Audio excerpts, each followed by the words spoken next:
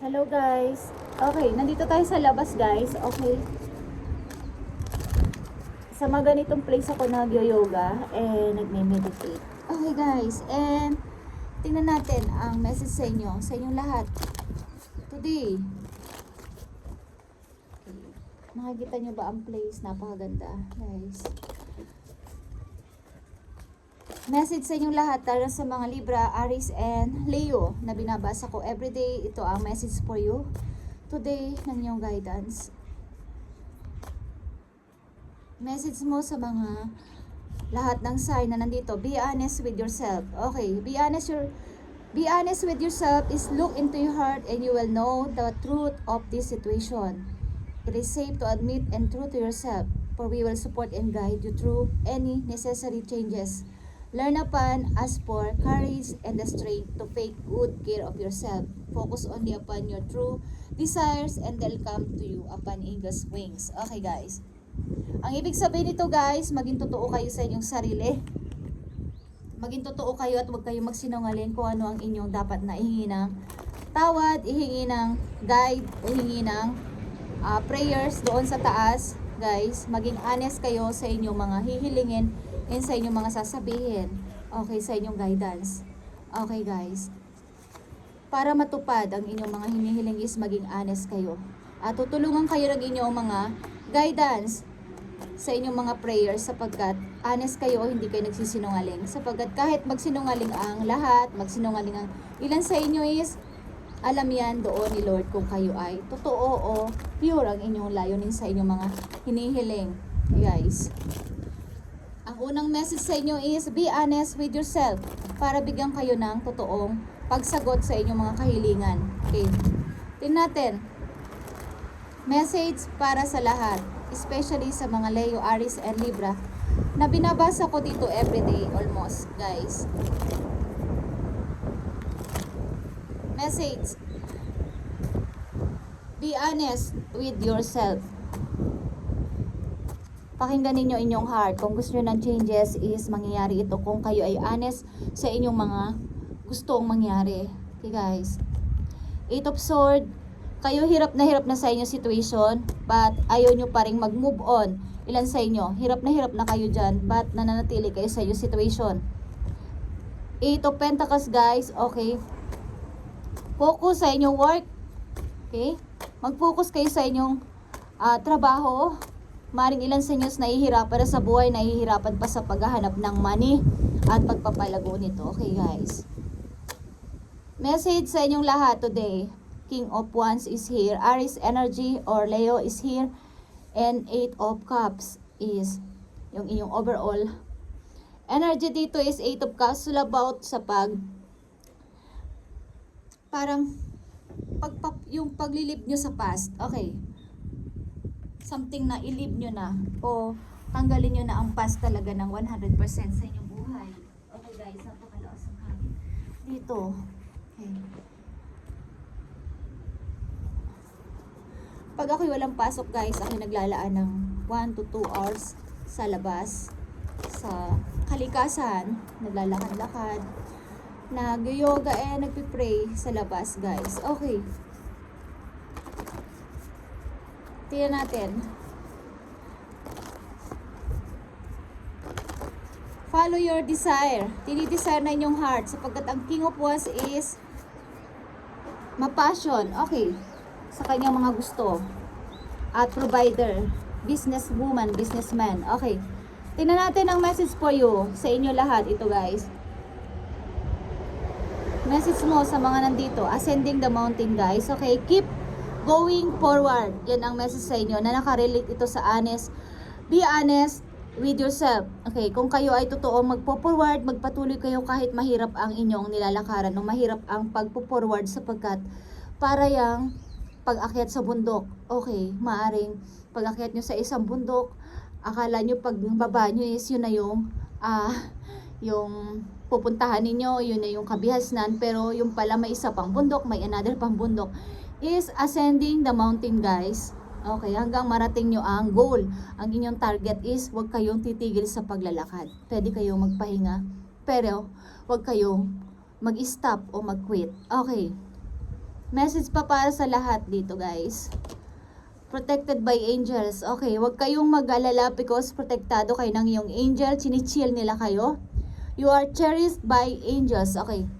Sa inyong ginagawang pagsisika, pagtitiis at mga paghihirap para marating ang inyong tagumpay, meron ka ditong 3 is patungo ito sa inyong victory, happiness ito guys, and abundance. Okay, sa changes is protektado kayo ng inyong angel, kaya huwag kayong mag-alala kung na inaakala ninyo na napakahirap at napakatagal ng process.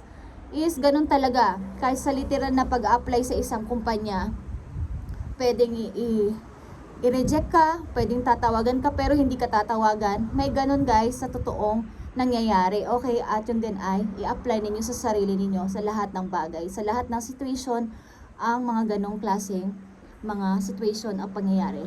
Okay, mga kadahilanan. Surrendering to the journey. Release control. Ang ibig sabihin guys, ipaubaya nyo sa universe, kay God ang inyong mga hinihiling at isurrender ninyo yan. At siya ang bahala. Kumbaga, sumunod kayo sa agos ng situation. Huwag nyo kontrahin. Huwag kayong maging against sa lahat ng nangyayari because lahat ay may reason. Okay. Message sa mga person na nandito sa reading. Ito ay para sa lahat ng sign, but especially sa mga Aries, Leo, and Libra. Okay guys. At minsan pag lumalabas kasi ako, dinadala ko ang aking cards. At pag may time is dito ako nagbabasa sa kung saan ako pumupunta ang lugar guys. Okay. Na nararamdaman ko ang message. Okay, message for you.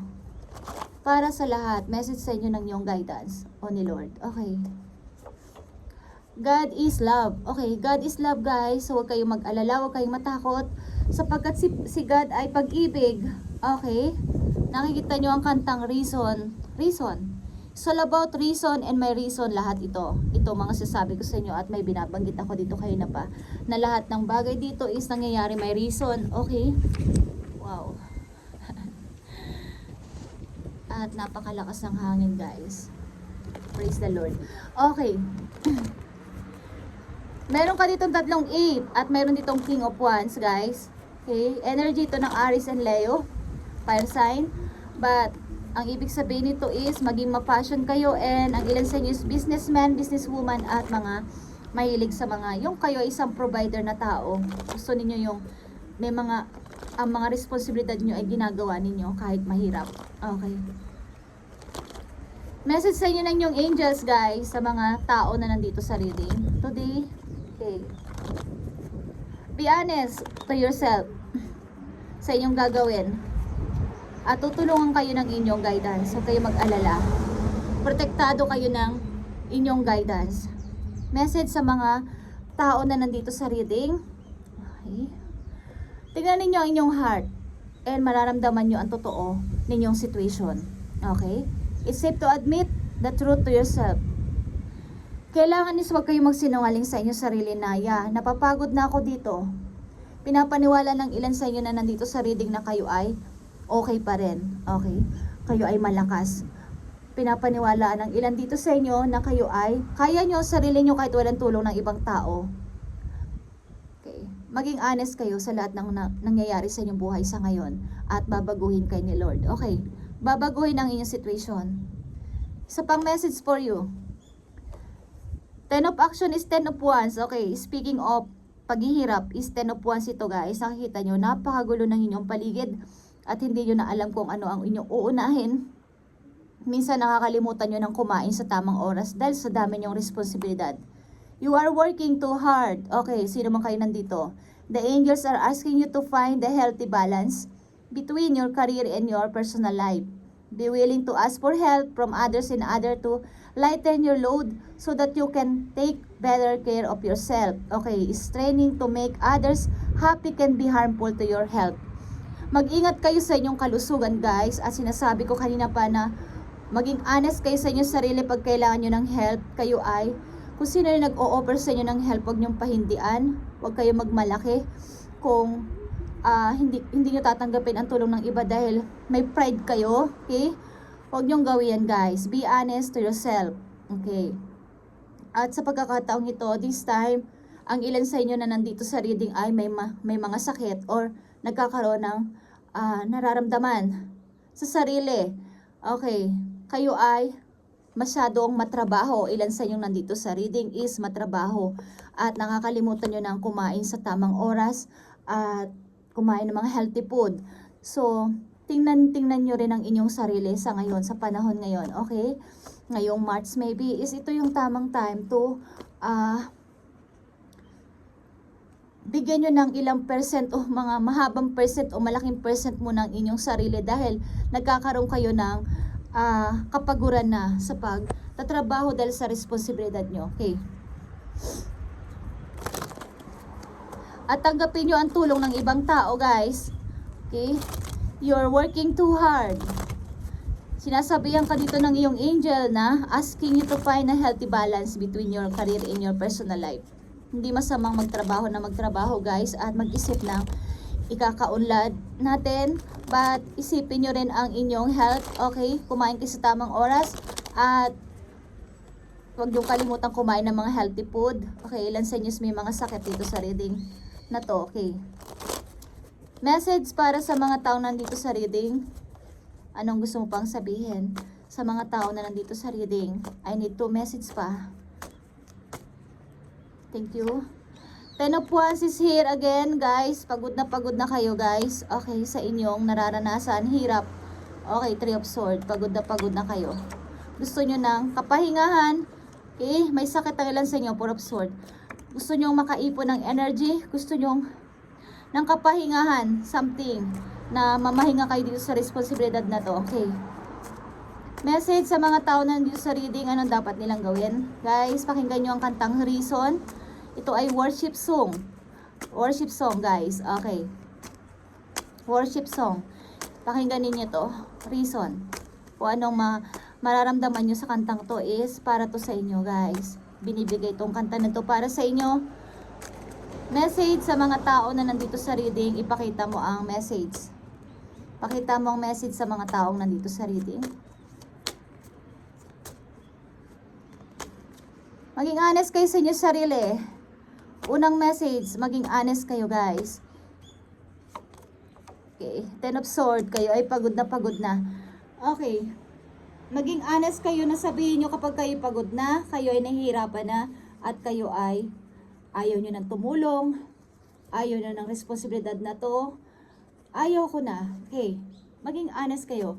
At kapag may naghihingi may nagbibigay sa inyo ng tulong, ng help, is huwag nyong pahindian, huwag nyo nang pairalin ng inyong pride sapagkat temporary lang na kayo naman. Kayo ang nasa baba at darating ang panahon na kayo naman ang nasa taas. So, huwag kayong mahihiyang tumanggap ng anumang help, ng anumang tulong mula sa ibang tao, okay? Last message sa mga tao na nandito sa reading, ipakita mo ang message mo sa kanila na ayos ng kanilang pakaramdam o ng kanilang nararanasan. Ipakita mo ang message mo, good news man yan, paalala o anuman, is ipakita mo. Thank you. Makikita nyo ang steady progress, guys. Steady progress. We acknowledge you for the progress you've made, and remembering love is your daily activities. We can clearly see the contribution you're making to the world through your thought, feelings, and action of love. Okay. Ipagpatuloy mo lang kung anong nasimulan mo, yung pagtulong din sa kapwa, yung pakikipagkapwa-tao at pagiging mabait sa lahat, pagiging isa mong loving person, caring person. Ipagpatuloy mo lang yan at pinaprocess na ng heaven ang iyong mga kahilingan, guys. Huwag kayong magsawa sa pagtulong o pakikisalamuha sa ibang tao. Okay. Yan ay iyong parang misyon, magbigay ng love sa kapwa kahit kayo ay hirap na hirap din sa inyong sariling situation. Is nakikita ng heaven ang iyong contribution. You're making to the world through your thoughts, feelings, and action of love. Nakikita yan ng heaven. So, maghanda-handa na kayo sa maaaring magiging sagot ng heaven sa inyo sapagkat kayo ay napakabait na tao. Giving and receiving is mangyayari sa inyo. salitang giving and receiving. Okay, give and take. Kung anong inyong binigay, yun din ang inyong makakamit o matatanggap. Okay guys. Okay guys, thank you and God bless sa inyo lahat. At ako ay maaring pauwi na rin sapagkat nandito ako ngayon sa malapit sa bundok. Okay, salamat guys and pagpalain kayo ni Lord, pagpalain kayo palagi araw-araw and magpatuloy lang kayo kahit na mahirap. Okay guys, thank you and God bless. God bless sa inyo lahat guys.